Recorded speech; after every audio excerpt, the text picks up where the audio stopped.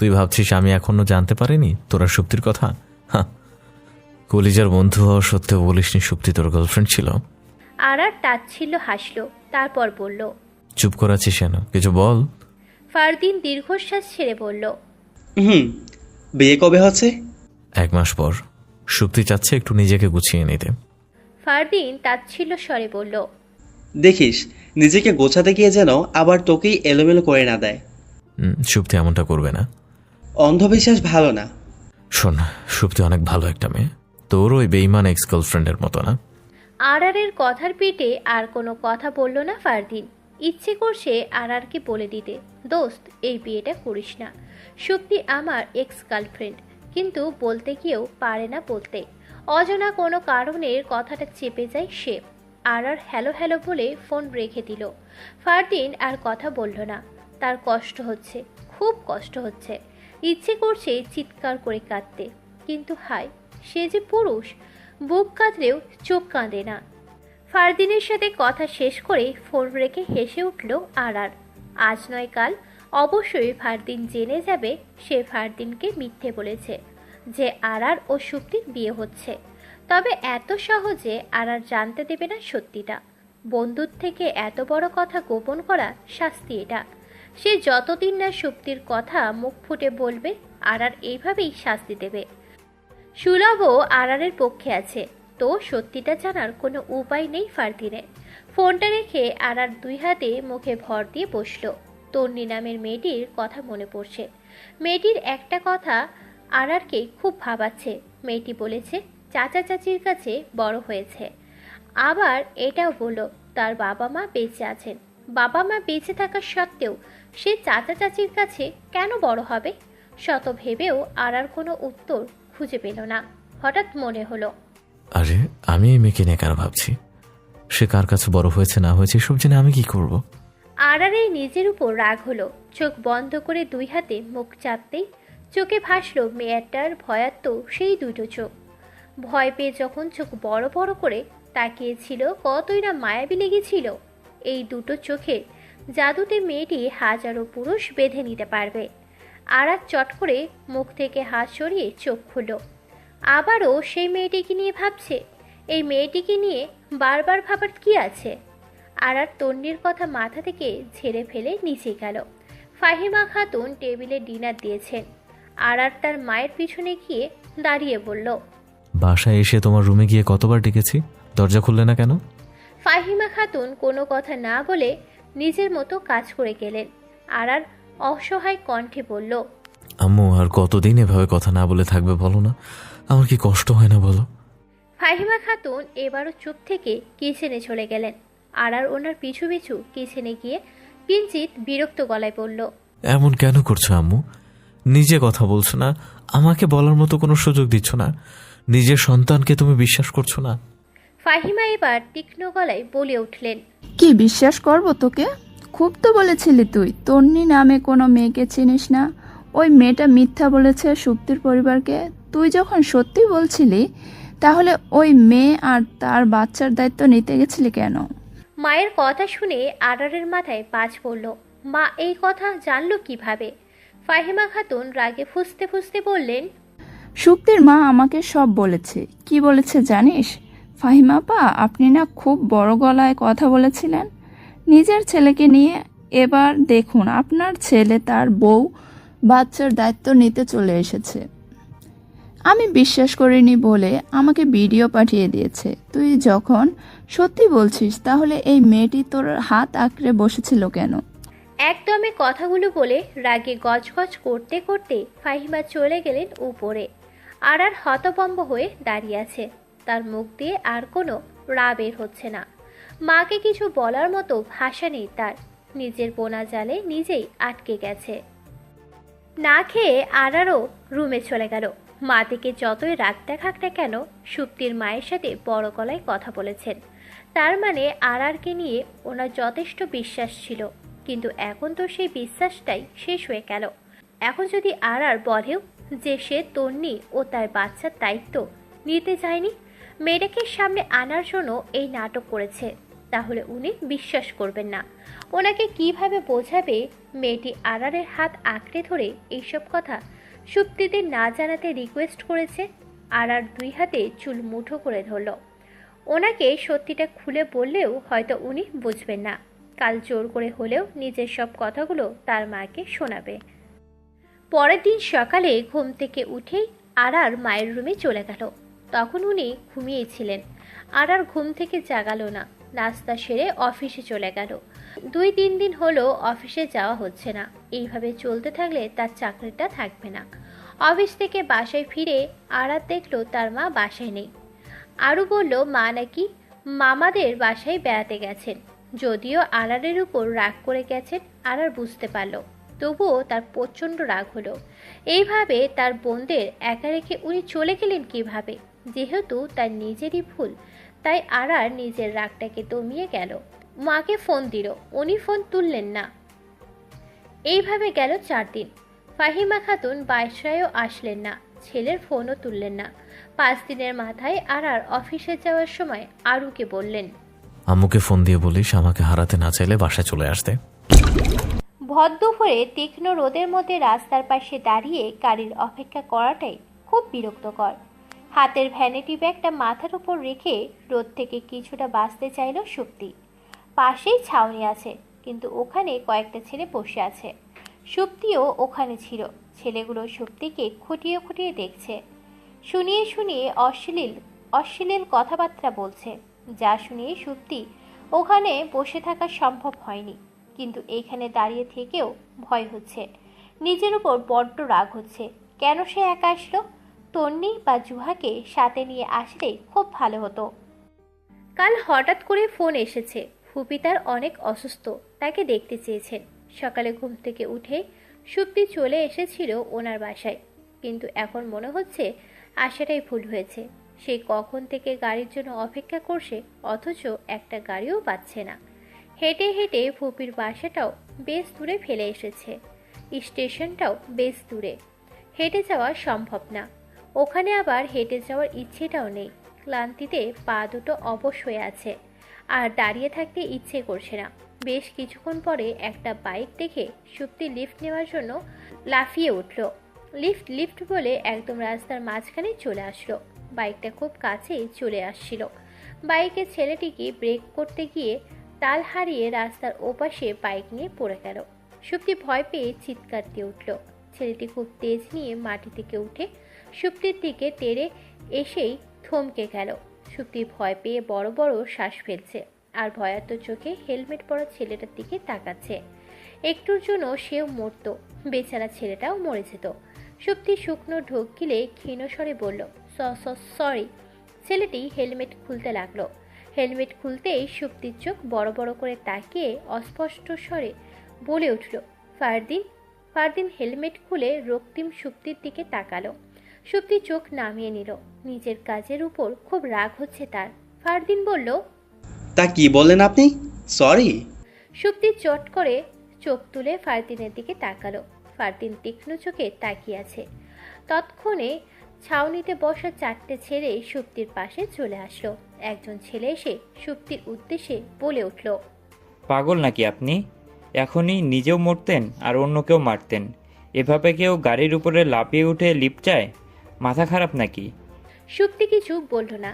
নিজের কাণ্ডে নিজেই বোকা বেনে গেছে, আবার নিজের উপরও রাগ হচ্ছে। ফারদিন বলল, আমি ঠিক আছি, আপনারা আসতে পারেন।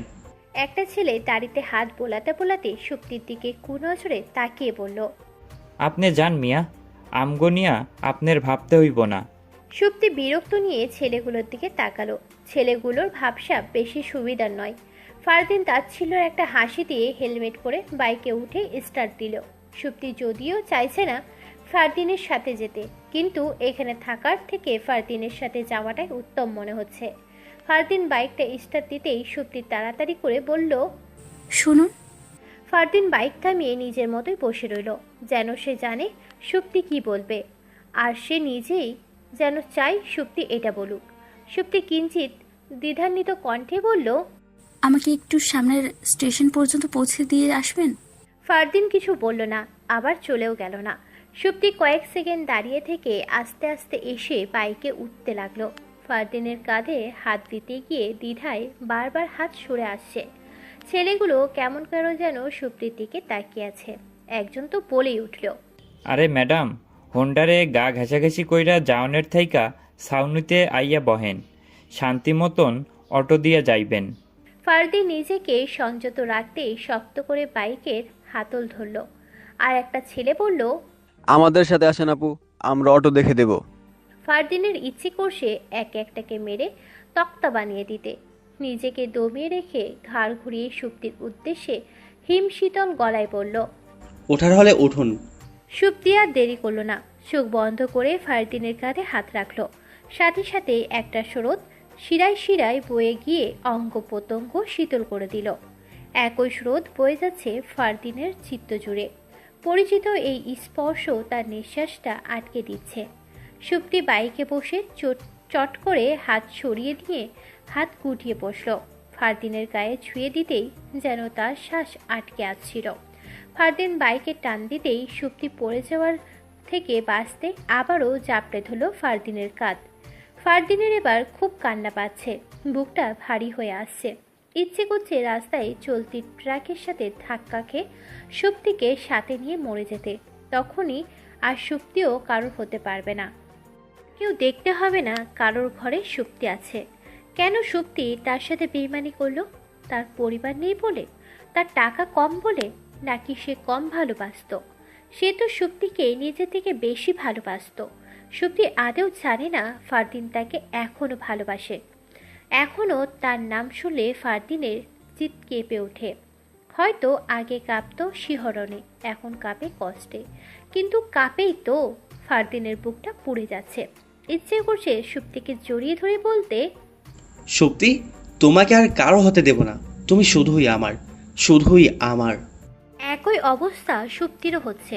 মন বলছে একবার দুই হাতে ফারদিনকে জড়িয়ে ধরতে, অতীতের মতো ফারদিনের পিঠে মাথা ঠেকিয়ে বাইক চড়তে।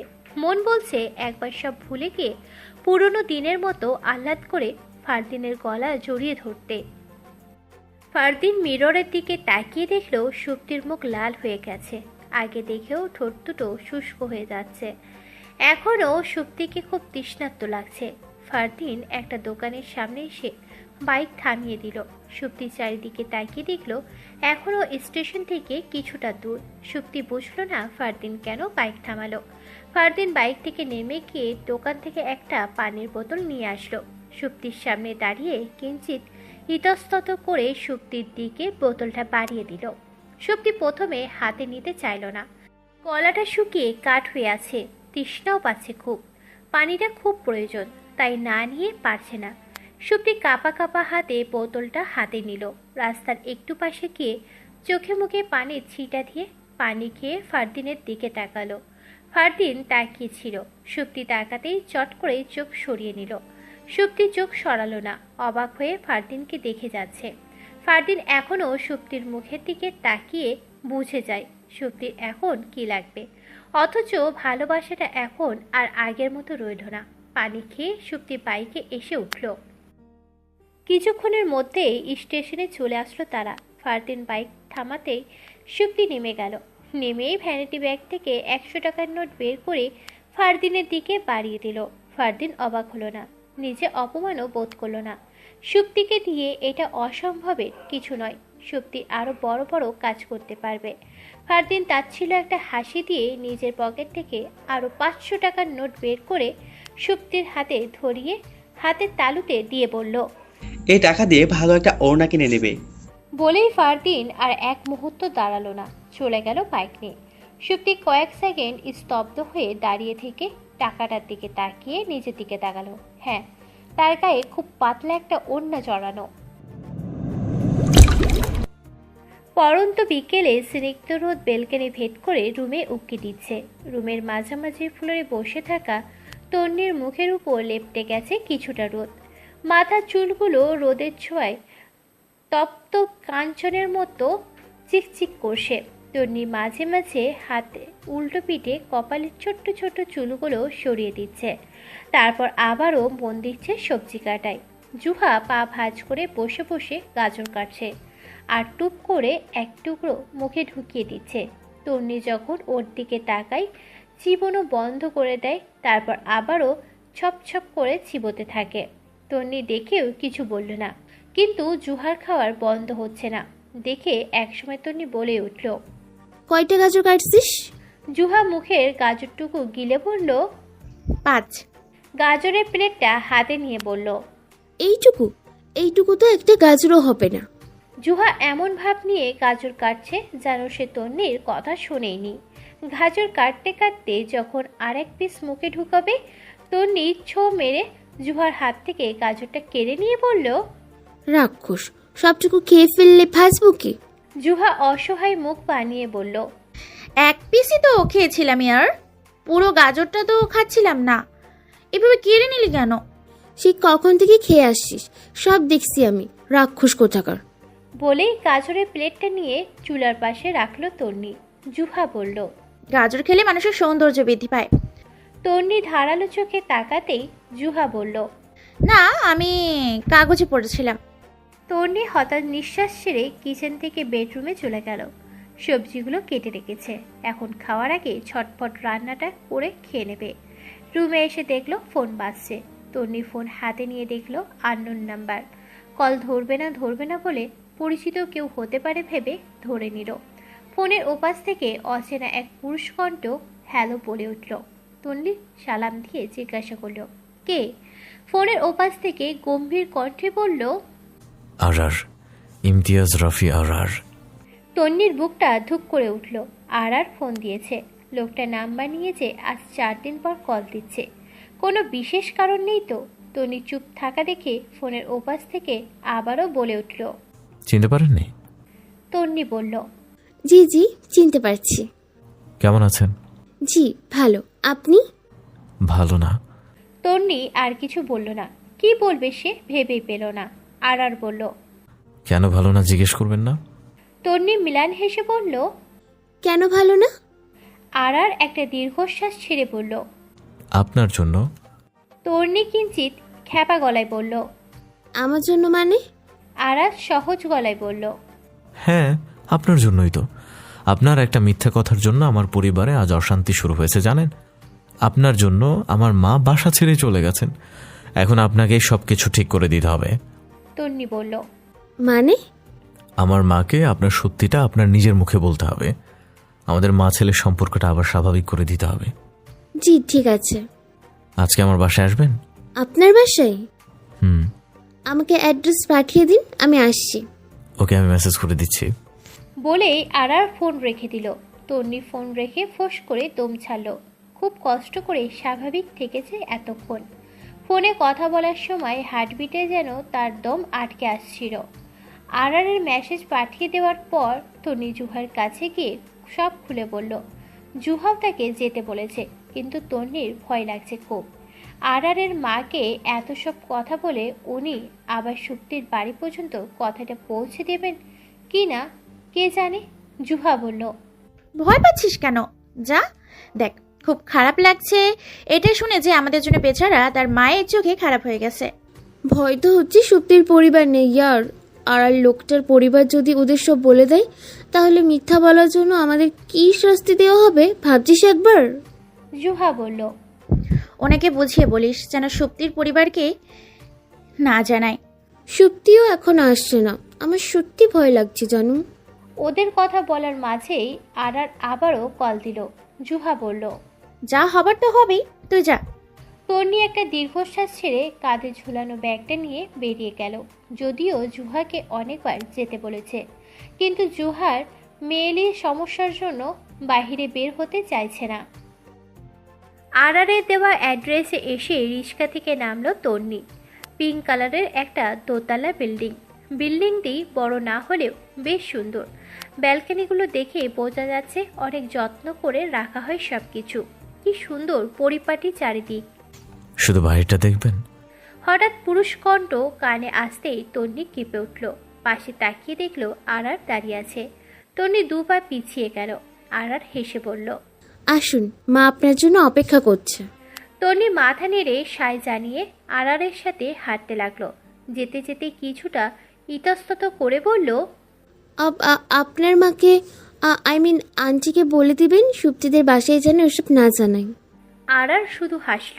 তন্নি বলল, সুপ্তির বাবা মা খুব কড়া প্রকৃতির মানুষ, একবার যদি সত্যিটা ওনাদের কানে যায় আমাদের সাথে তো সুপ্তির বন্ধুত্ব ভাঙবেই, সাথে বেচারির জীবনটাও নষ্ট হবে। দেখা যাবে ওর পরিবার ওকে জোর করে এমন কারোর কাছে বিয়ে দিয়ে দিয়েছে যার সাথে সে নিজেকে মানিয়ে নিতে পারবে না। আরার বলল, আগে এত কিছু চিন্তা করলে এই দিনটা ফেস করতে হতো না। অপরাধ তো আপনারাই করে ফেলেছেন, এখন এত সহজে মুক্তি চাচ্ছেন। মানে? বাকি কথা ভেতরে গিয়ে বলি। বলেই কলিং বেল চাপল আরার। তার কথায় খটকা লাগলো তন্নির। জিজ্ঞাসুর চোখে আরারের দিকে তাকিয়ে রইল। আরারের কথাটা শুনে তন্নির ভয় বেড়ে গেল। তন্নি বলল, আপনি কি এখনো আমার উপর ক্ষেপে আছেন? আরার সরু চোখে তাকালো। এমন সময় একটা অল্প বয়সী মেয়ে এসে দরজা খুলে দিল। আরারকে দেখে মেয়েটি হেসে উঠল, কিন্তু তন্নির দিকে চোখ পড়তেই মেয়েটির হাসি উবে গেল। আরার তন্নির হাত ধরল। আচমকা কোনো পুরুষের স্পর্শে তন্নির গায়ের পশমগুলো দাঁড়িয়ে গেল। পুরো শরীর জুড়ে কেমন করে উঠল, যেন সে বোধ করতে পারল না। এ যেন শ্বাসরুদ্ধকর শিহরণ বয়ে গেল শিরায় শিরায়। তন্নির চোখ বড় বড় করে অবাক হয়ে হাতের দিকে তাকিয়ে আরারের দিকে তাকালো। আরার স্বভাবসুলভ মুচকি হেসে বলল, ভেতরে চলুন। তন্নি কাঁপা কাঁপা কণ্ঠে বলল, হাত ছাড়ুন। আরার কথা কানে না দিয়ে তন্নির হাত ধরে ভিতরে নিয়ে গেল। তন্নি খেয়াল করলো দরজা খুলে দেওয়া মেয়েটি হাঁ করে আরারের ও তন্নির হাতের দিকে তাকিয়ে আছে। তন্নি ভিতরে পা রেখেই 440 ভোল্টের শক খেল। মাঝ বয়সী একটা মহিলার পাশে সুপ্তির বাবা মা দুজনেই বসে আছেন। ওনাদের দেখে তন্নির পা অবশ হয়ে আসলো। সে আরারের দিকে জিজ্ঞাসু চোখে তাকালে আরার তন্নির দিকে একটু ঝুঁকে বাঁকা হেসে বলল, এত ভালো আমাকে কি করে ভেবে নিলেন?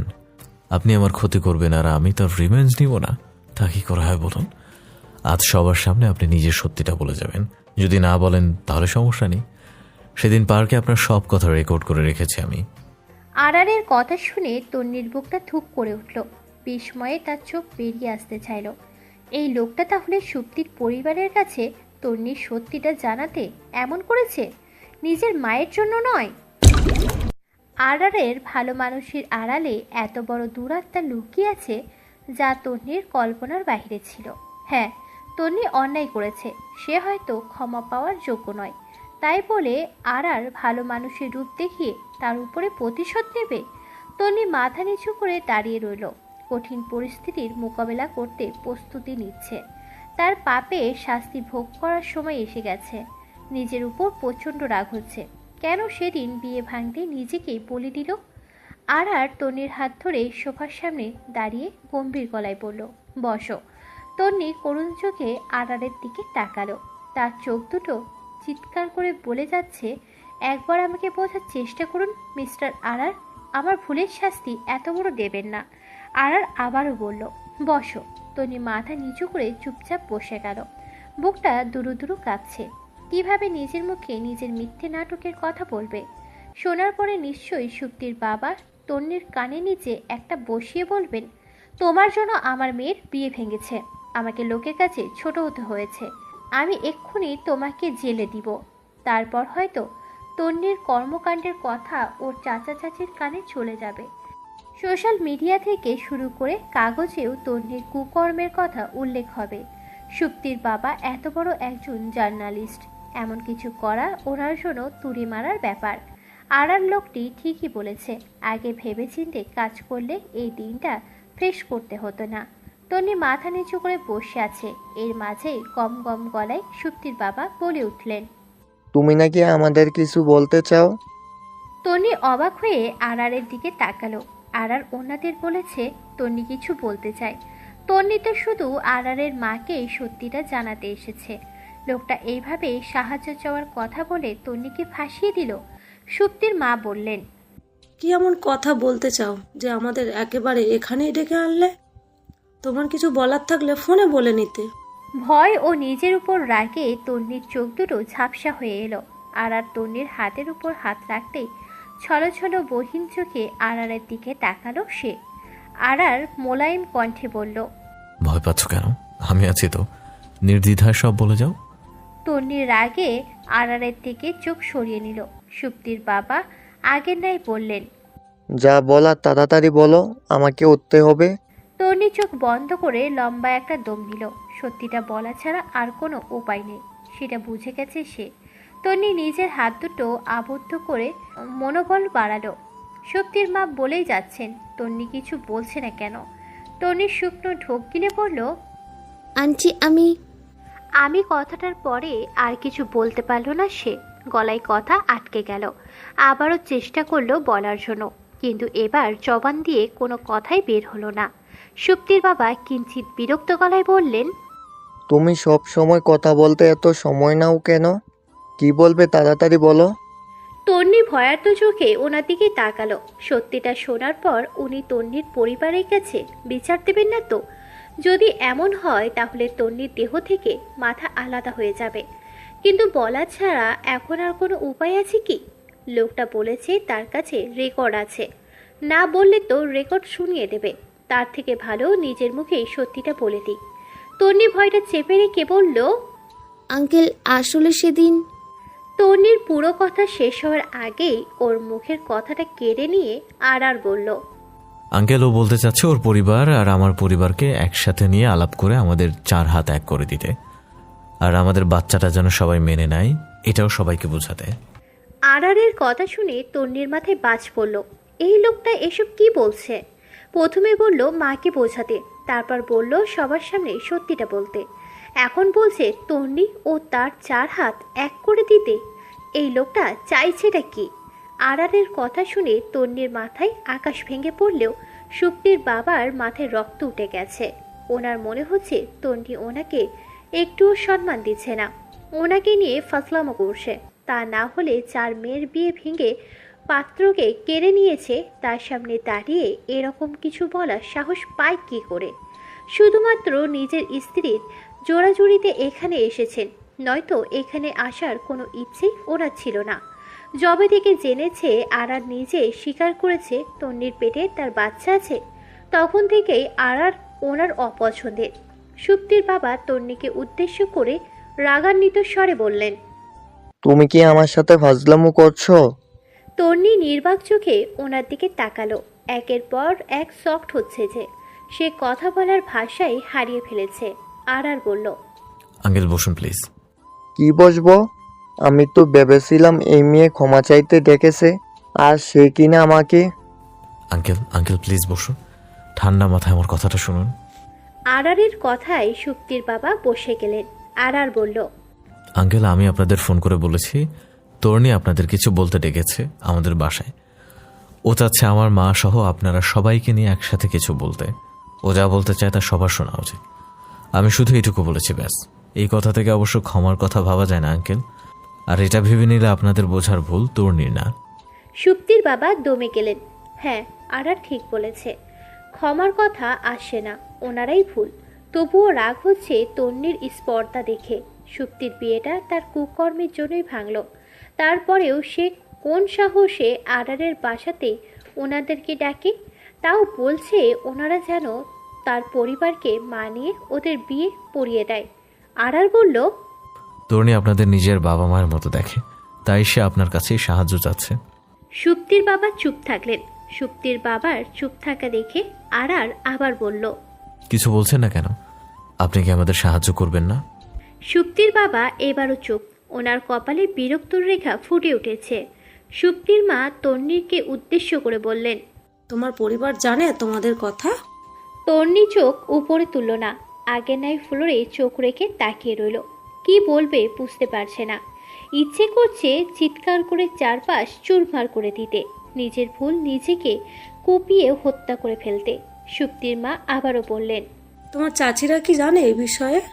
আর বলল, জানে না বলেই তো আপনাদের সাহায্য চাচ্ছি আন্টি। আপনারা ওনাদের সাথে আলাপ আলোচনা করে সবকিছু ঠিক করে দিন প্লিজ। ঠিক আছে, ওনাদের সাথে আমরা কথা বলবো। ওনার কথা শেষ হতেই সুপ্তির বাবা বসা থেকে উঠে কর্কশ গলায় বললেন, তোমার বলার হয় তুমি বইলো, আমার এইসবে জড়ানোর সময় নেই। আমি যাচ্ছি, রুহেলা হক ধমক দিয়ে বললেন, চুপচাপ এখানে বসো। ভুলে যাবে না 2 বছর আগে এই মেয়ের জন্যই তোমার মেয়ের প্রাণ বেঁচেছিল। শুধু প্রাণ বাঁচায়নি, 4 দিন খাওয়া ঘুম ছেড়ে এই মেয়েটেই তোমার মেয়ের সেবা করেছিল। আর বাবা মা হয়েও আমরা দেশের বাইরে বসে ফুর্তি করছিলাম।